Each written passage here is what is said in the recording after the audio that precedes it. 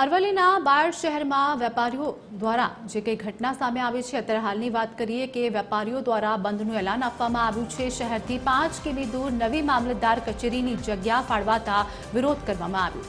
વેપારીઓ અને સ્થાનિકોએ ધંધા રોજગાર બંધ રાખ્યા। નાના લારી ગલ્લાથી લઈ રહીશોએ બંધ પાડ્યો છે।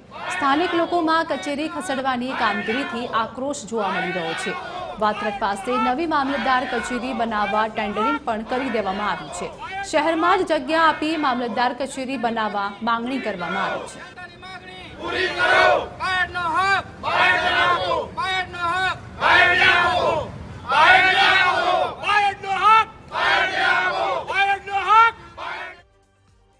બાયડ મામલતદાર કચેરીને બાયડ ખાતેથી વાત્રક ખાતે 4 કિલોમીટર દૂર ખસેડવાને લઈને સમગ્ર બાયડ નગરમાં વિરોધનો વંટોળ શરૂ થયો છે ને એ વિરોધના વંટોળના કારણે આજે સમગ્ર બાયડ શહેર સ્વયંભૂ બંધ રાખવામાં આવ્યું છે। કારણ કે બાયડના જે નગરવાસીઓ છે તેમને મામલતદાર કચેરીની જે કામકાજ અર્થે અહીંયાથી 4 કિલોમીટર દૂર વાત્રક ખાતે મામલતદાર કચેરી બને તો ત્યાં લાંબુ થવું પડે અને સમયનો વ્યય થાય અને પૈસાનો વ્યય થાય તેને લઈને જે ગ્રામજનો છે બાયડ નગરના તે ગ્રામજનો દ્વારા આ જે મામલતદાર કચેરી વાત્રક ખાતે ખસેડવાને લઈને વિરોધ કરવામાં આવ્યો છે અને આ વિરોધને આજે સમગ્ર બાયડ શહેરમાં બંધનું એલાન આપવામાં આવ્યું હતું। કોઈ પક્ષ નહીં, કોઈ સંગઠન નહીં, પરંતુ સ્વયંભૂ બાયડના નગરજનો અને વેપારીજનોએ આ બંધનું એલાન આપવામાં આવ્યું હતું ને ક્યાંક ને ક્યાંક જે બંધનું એલાન છે તે સફળ હોય તેવું દેખાઈ રહ્યું છે। કારણ કે જે વેપારીઓ છે તે સ્વયંભૂ આ બંધમાં જોડાયા છે અને બંધને સહકાર આપ્યો છે। જ્યારે આગામી સમયમાં આ મામલતદાર કચેરીની માંગ નહીં સંતોષાય તો જે લોકો છે તે લોકો દ્વારા આંદોલન ઉગ્ર બનાવવાની વાત